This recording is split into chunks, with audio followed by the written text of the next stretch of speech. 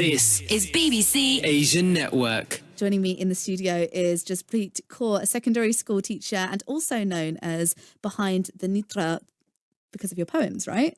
Thank you for joining us. Hello. Thank you for having me. Oh, thank you. Well, maybe the first place to start is to kind of give us a little bit of background about your poetry. So the poetry journey has started since I was a teenager. So I was writing poetry when I was about 13 or 14. And at that point in my life, it was just something I was doing as kind of like a personal relief for a lot of the emotions I was going through at that time. A lot of kind of things that were going on in my life that I couldn't talk to anybody about. So I used poetry as a form of outlet for that, essentially a kind of like a form of therapy for myself. So you're a cool teacher, basically. And yeah, well, the poetry journey has grown from there. In the last 2 years, I've been performing at shows all around the UK. Some of the cool stuff I've done is a TED Talk last year. And then this year I got to perform for Her Majesty the Queen at the annual Commonwealth Service. So yeah, it's been a crazy journey being a history teacher by day and then this super poet by night. You've got a sequel double life. Yeah. I mean, I'm a brown girl. I understand about double lives. Yeah. But we're talking about classrooms and how they reflect your histories. So yeah. I'm kind of interested in your perspective. I know that you are a secondary school teacher, so you must be up against year 11s and beyond telling you that history is boring. Oh yeah, I've got rowdy teenagers who have been told their entire lives that history is boring and have never had a chance to see why it's so relatable for them and why it is so interesting. So they come into my classroom and I've got to make them passionate about it and I've got to get them engaged and get them to care about it just as much as I do. But the problem lies when you've got a curriculum that is not relatable to these kids or not relatable to everybody and not accessible to everybody.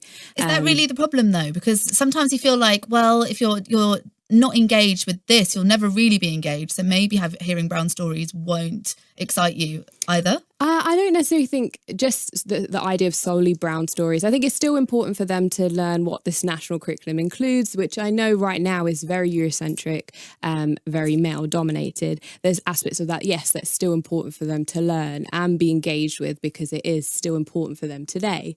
But I also feel there should be elements of their histories, of where they're from and what they may know as their kind of identity should also be a part of it as well. And I feel that will engage them more so. And I've seen that on the ground. I've seen kids who are disengaged with history. And when it comes to a point of then asking them, okay, what's your history? Where are you from? Where is your family from? And getting them to investigate that seems to have engaged them more. And have you experienced that kind of light bulb moment in your class where maybe kids that weren't so engaged, you kind of told them something that reflected their own personal history and they suddenly became a bit more interested than they would usually be? Yeah, absolutely. I've got a few examples of, there was a student I had a couple of years ago when I was training who was, really disengaged with school in general and kind of had this kind of anti-school subculture thing going on. But yeah, I got him more engaged with history and spoke to him about, okay, his background, where is he from, who his family are, when did they migrate to the UK, and got him to speak to his family and his grandparents. And his story was then super interesting. His grandparents were part of the Windrush generation. And then we spoke about what that was and who those people were and the impact they made on the UK.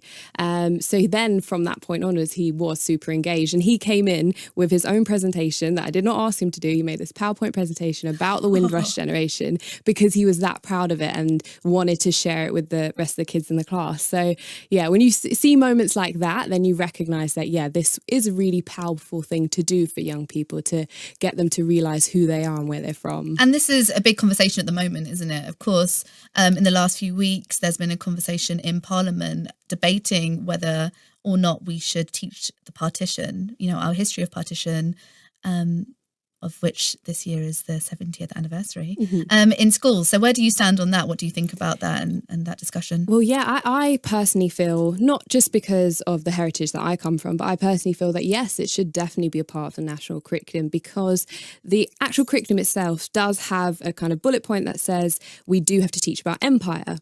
And I feel, yes, we should tell the true narrative of what empire is, the positive things it may have brought to countries and the horrible negative things that have happened as well, these horrible atrocities that have happened to these countries that have been colonised, India being one of them.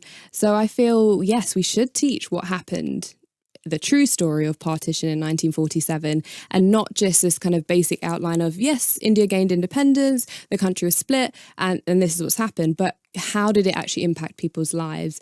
The thousands and thousands of people that were displaced because of partition, and people of my heritage, Sikh Punjabis, who were affected by that. But yeah, I feel that should definitely be a part of when we're teaching this. It should be the kind of truest narrative possible. Right, because I mean, displacement and partition is one story, but even in our existence in the UK, it's really funny because it's like, guys, we didn't just arrive here in the 70s. Yeah. We've been here for a minute. Absolutely. And that's the thing that I feel a lot of my students have been so shocked by. Like, kind of if I'm talking about examples I've used in my lessons, for example, when we're teaching about World War I or World War II, most kids have no idea that there were any people of colour involved in World War I or World War II, and the amount of people from the British Empire that were part of the British Army. And yeah, so I'll show them images of Sikh soldiers on the battlefront, and I'll ask them, okay, so where do you think this picture's been taken, what year, kind of giving them all these like evaluating questions about who, where, what, why, all those kind of historian skills. And they'll look at it and they'll have no idea when it was taken from. And when I then give them a bit more context and say, these Sikh soldiers were on the battlefronts in 1914, they are so shocked because they've never been taught that. They've never seen that kind of image before. Oh, so Apache Indian wasn't the first man in Britain. Yeah, first Indian. Are you sure? Shock horror. Are you sure, miss?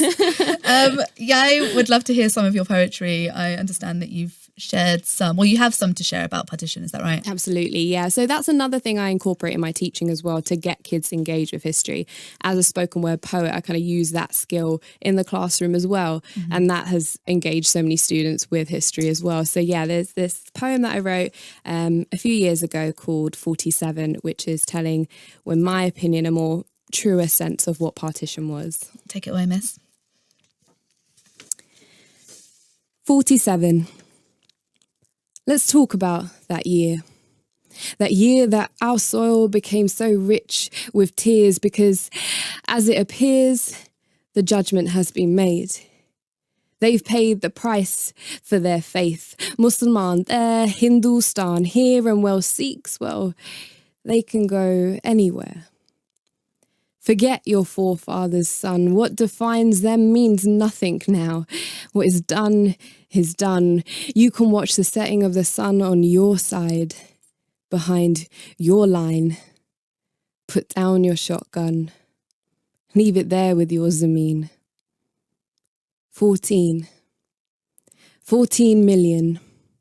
14 million up, rooted from their homes like roots of a tree, ripped out of the ground that they belong to. And it won't be long before they make weak out of the strong, remove them, displaced. Son, please let go of that embrace. That is not your home anymore. You can watch the kite soar on your side, behind your line. We couldn't even fight a war. We didn't even have a chance for our lions to roar because we were all so sure that independence is here. That's not independence, my dear. That's just a remembrance that colonialists will rule us and always will, like a pill, drugging us with opium until we were too blind to see our own worth. And here we are crying for a rebirth, a change. Well, isn't that strange? This was meant to be for our own good, convincing us this is what we want. We used to love our Muslim, Hindu, Sikh neighbour, treat them like our sister or our brother, but now we treat them as if they're the enemy, as if they're the other. A corpse-filled train. Now tell me, how will I explain that the dead will refrain from being cremated? How will I get into their brains that their skin and their remains can mix with the rain and flow with the rivers of my Punjab? 5 rivers. Yet 3 are exclusively there and 2 are here. Tell me, how is that fair? Whilst you sit every day at the border and you cheer. 2 parts of the land stretch out their thirsty hands, and whilst for some of us, our patriotism might expand, the others are desperately trying to let go of their homelands. Border, border, bring porters, burn down those borders. This wasn't migration, this was mass movement. This wasn't an improvement. Listen closely, my dear, please just give me your ear. Blood is still spilling in the soil of Kashmir. Awake from this life of so-called freedom and independence, or continue to sleep on in this nightmare. Because we have been living a lie since that very year. 47.